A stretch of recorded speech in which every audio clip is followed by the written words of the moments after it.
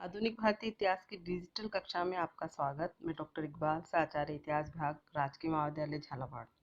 विद्यार्थियों, आज का हमारा शीर्षक है औपनिवेशिक सत्ता के खिलाफ जन विद्रोह भाग 2। विद्यार्थियों, भारतीय समाज के कुलीन वर्ग द्वारा जब पश्चिम की नैतिक समालोचनाओं का जवाब देने के लिए अपने समाज को अंदर से बदलने के लिए धार्मिक और सामाजिक सुधारों का शीघ्र किया जा रहा था, उसी समय ग्रामीण समाज उपनिवेशी शासन के आरोपण का जवाब एक बिल्कुल अलग तरीके से दे रहा था। पढ़े लिखे शहरी लोगों के विपरीत उपनिवेशी दबाव के फलस्वरूप बर्बाद हो रहे परंपरागत कुलीनों और किसानों का जो प्रत्युत्तर है प्रतिरोध और अवज्ञा वाला था, जिसका परिणाम पुरानी व्यवस्था की पुनर्स्थापना के असफल प्रयासों का एक सिलसिला था।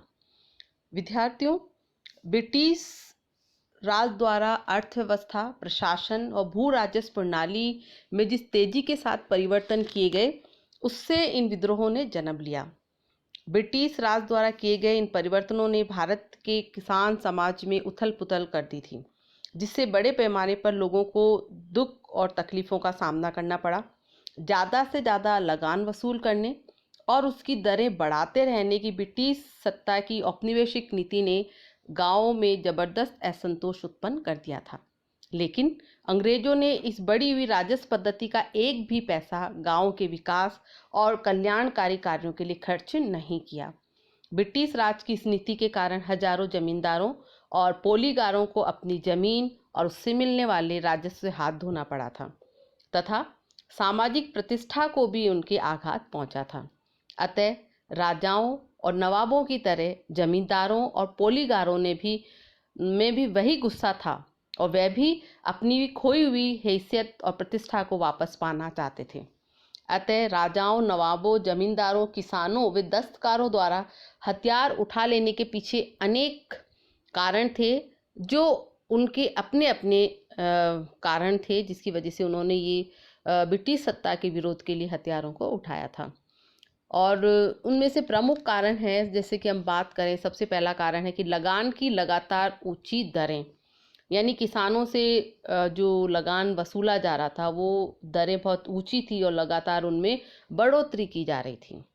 दूसरा कारण था पट्टे की भूमियों का किराया इतना बढ़ा दिया गया कि दरें चुका पाना किसानों के बस की बात नहीं थी। इस प्रकार किसान तबके की अर्थव्यवस्था बुरी तरह चरमरा गई थी।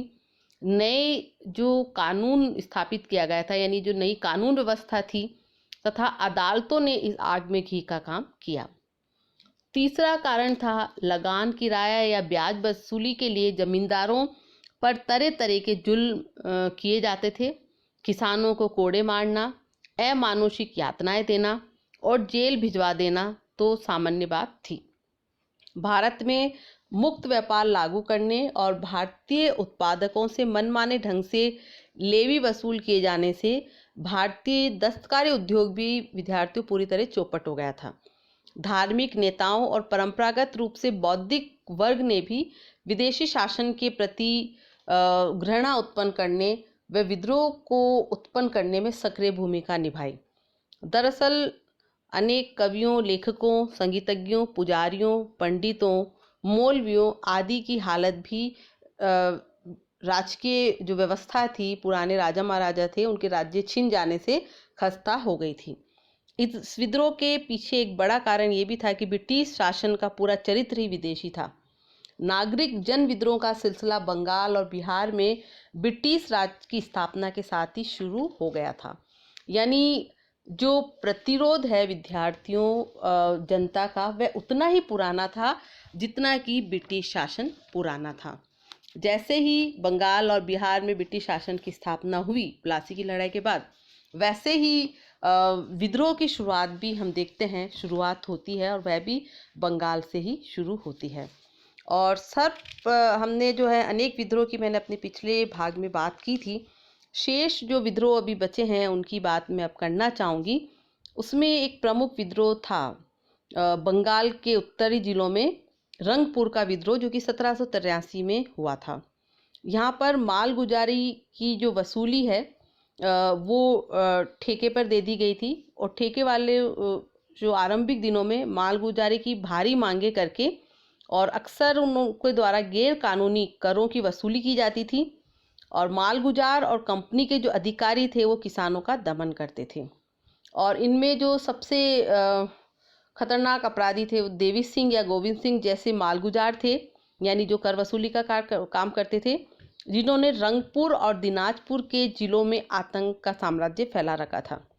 किसानों ने पहले तो जो है कंपनी की सरकार के पास एक प्रार्थना पत्र भेजा कि वो उनकी परेशानियों से उनको मुक्ति दिलाए, लेकिन जब उनकी इंसाफ की दुआई अनसुनी कर दी गई तब उन्होंने अपने आप को संगठित किया। उन्होंने अपना एक नेता चुना, एक बड़ी फौज तैयार की, आदिम तीर कमानों और तलवारों से खुद को लैस किया, स्थानीय कचहरी पर हमला किया गया, अनाज के गोदाम लूटे गए और कैदियों को जबरदस्ती छुड़ा लिया गया। इस प्रकार जो इन्होंने जो विद्रोही थे उन्होंने अपने नेता को नवाब कहा और अपनी खुद की सरकार भी उन्होंने कायम की और अपने आंदोलन का खर्च उठाने के लिए कर भी वसूल किए। देवी सिंह जो कि मालगुजार था उसने अपील की और वारेन हेस्टिंग के काल में कंपनी की सरकार ने विद्रोह के दमन के लिए दस्ते यानी सैनिक दस्ते भेजे, लेकिन उसके निर्मम दमन के बाद मालगुजारी ठेका की व्यवस्था में कुछ सुधार भी किए गए।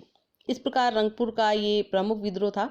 इसी प्रकार दक्षिण में भी विद्रोह हुए और टीपू सुल्तान की जब निर्णायक हार हो गई और मैसूर के पुराने राजघराने की बहाली के बाद जो है मालगुजारी की दरें वहाँ पर भी बढ़ा दी गई और उसका बोझ अंततः किस पर पड़ा? किसानों पर। भ्रष्ट अधिकारियों ने जो निर्मम लूट खसोट की उससे निराशाजनक स्थिति और ख़राब हो गई और नागढ़ सूबे में 1830-31 में खुले विद्रोह के लिए प्रेरित किया गया। यहाँ भी विद्रोहियों ने अपने खुद के नेता चुने, मैसूर के शासकों की सत्ता को ललकारा और अंततः आगे बढ़ रही ब्रिटिश सेना के आगे वह टिक नहीं पाए, यानी ब्रिटिश सेना ने जो है यहाँ के विद्रोह का भी निर्ममतापूर्वक दमन कर दिया गया।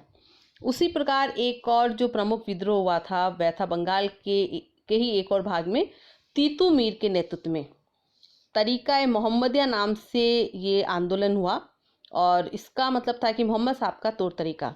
स्थानीय जमींदारों का लठेत रह चुका था तीतू और उसने मक्का की यात्रा की थी और सैयद अहमद बरेलवी से उसने शिक्षा प्राप्त की थी और वापस मक्का से लौटकर उसने जमुना और इच्छामती नदियों के दोनों ओर 24 परगना के उत्तरी भाग में 250 वर्ग मील क्षेत्र में इस्लाम का प्रचार प्रसार शुरू किया और उनके अनुयायियों में मुख्य रूप से गरीब मुस्लिम किसान और दस्तकार शामिल थे।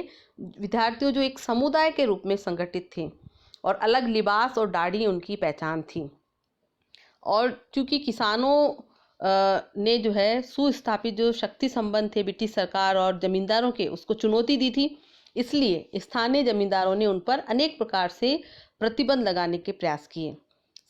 उदाहरण के रूप में उन्होंने दाढ़ी पर एक कर लगा दिया। तीतू मीर और उसके अनुयायियों ने मौजूदा सत्ता को, जिसके प्रतिनिधि थे स्थानीय जमींदार नीले साहब और राज्य, उनको ललकारा और अपनी खुद की एक व्यवस्था भी कायम की। उन्होंने करों की वसूली शुरू की और इलाके में आतंक फैला दिया। आखिरकार सरकार को सेना और तोपखाने को लाना पड़ा और तीतू मीर का आंदोलन कुचलने के लिए 16 नवंबर 1831 को उनकी बांसों की गढ़ी जो है ध्वस्त कर दी गई।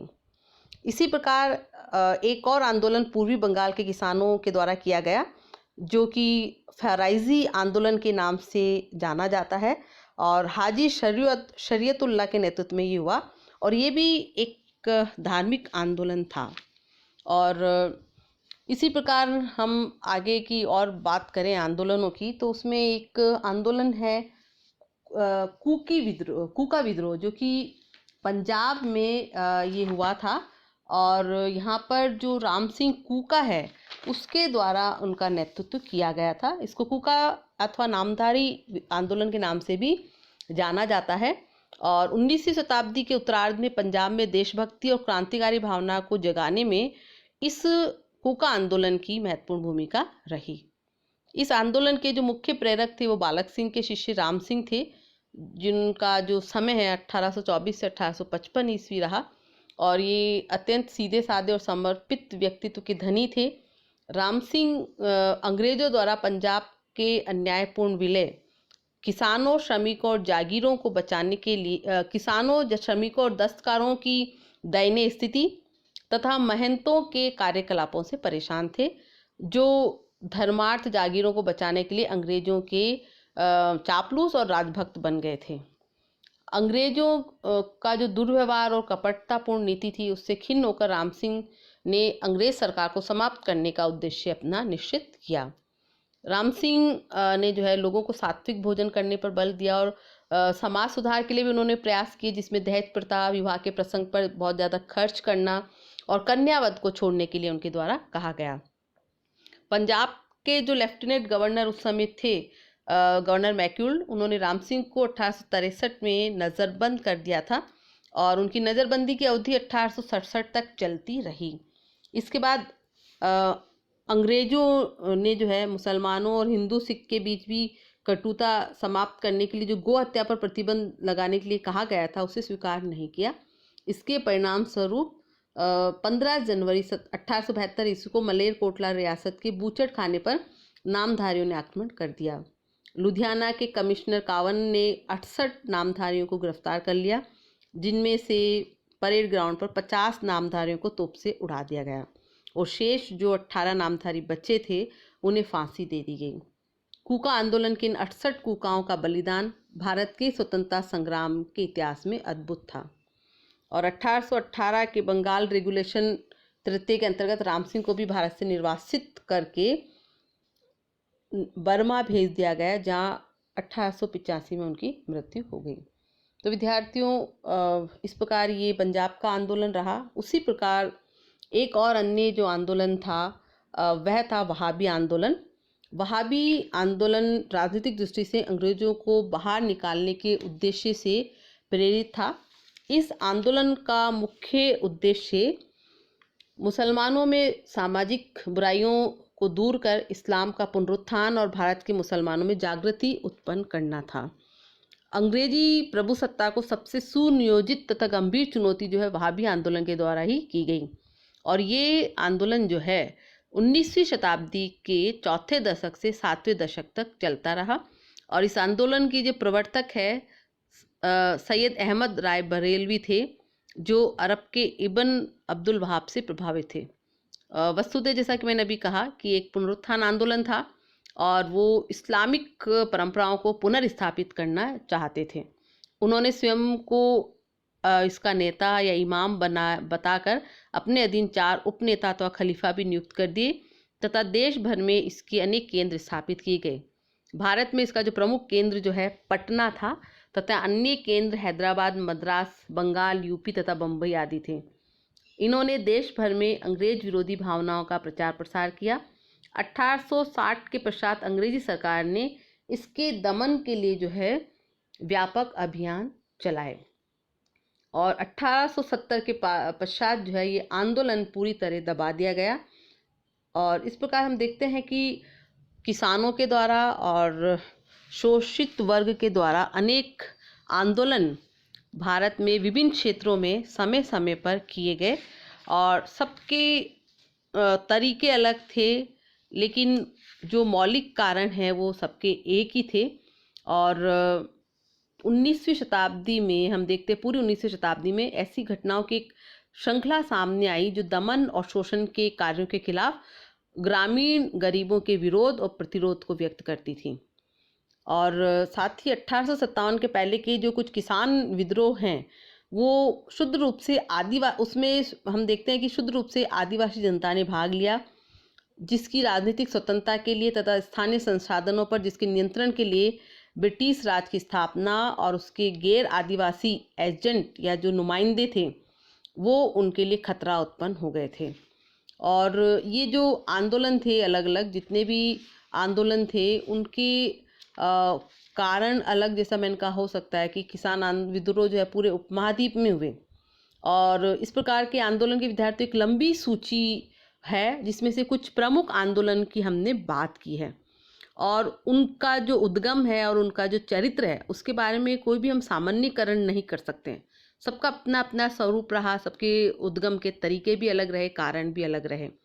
फिर भी एक व्यापक अर्थ में या मोटे तौर पर हम ये कह सकते हैं कि उपनिवेशी काल में बदलते हुए आर्थिक संबंधों ने किसानों की परेशानियों को बढ़ाया और उनकी तकलीफ इन विभिन्न विद्रोह में व्यक्त हुई। और उपनिवेश पूर्व का जो काल में भारत की जो खेती और अर्थव्यवस्था है वो जीवन निर्वाह की सोच पर आधारित थी। किसान इस बारे में परेशान नहीं होते थे कि उनसे कितना वसूल किया जा रहा है, और बुनियादी जो आवश्यकताओं के लिए जो पर्याप्त पैदावार कर लेने के बाद छोड़ दी जाती थी वो उसी में ही खुश रहते थे। लेकिन मुगल काल के बाद जो है किसानों और जो सत्ता का समझौता था वो समाप्त हो गया और उनसे जो है बड़े पैमाने पर अब अधिशेष वसूल किया जाने लगा, यानी बहुत ज़्यादा कर वसूल किया जाने लगा। और इससे किसानों के निर्वाह के बंदोबस्त प्रभावित हुए और बार बार किसानों के विद्रोह उभर कर सामने आए। उपनिवेशी मालगुजारी व्यवस्था ने इस प्रक्रिया को हम देखते हैं कि और ही मजबूत बनाया। जैसे जैसे जो है ब्रिटिश सरकार की आर्थिक शोषण की नीतियां बढ़ती रही, वैसे वैसे ही जो है आंदोलन भी बढ़ते चले गए। तो इस प्रकार उपनिवेशी शासन के परिणाम स्वरूप जो जमींदारी व्यवस्था का पुनर्जन्म हुआ था, उसकी वजह से जो है किसान और आदिवासी आंदोलनों का सामना जो है उपनिवेशी काल में ब्रिटिश सरकार को करना पड़ा। और विद्यार्थी हम देखते हैं कि ये सब चीज़ें जो है उनकी अपनी आर्थिक जो है नीतियों की वजह से ही हुई थी। लेकिन चूँकि ब्रिटिश सत्ता के पास बहुत ज़्यादा सैनिक शक्ति थी, तो उन्होंने अपने सैनिक शक्ति के बलों पर इन अलग अलग जो प्रतिरोध किए गए थे किसानों के द्वारा, उन प्रतिरोधों का दमन भी पूरी शक्ति के साथ किया और ये आंदोलन समाप्त भी होते चले गए। धन्यवाद।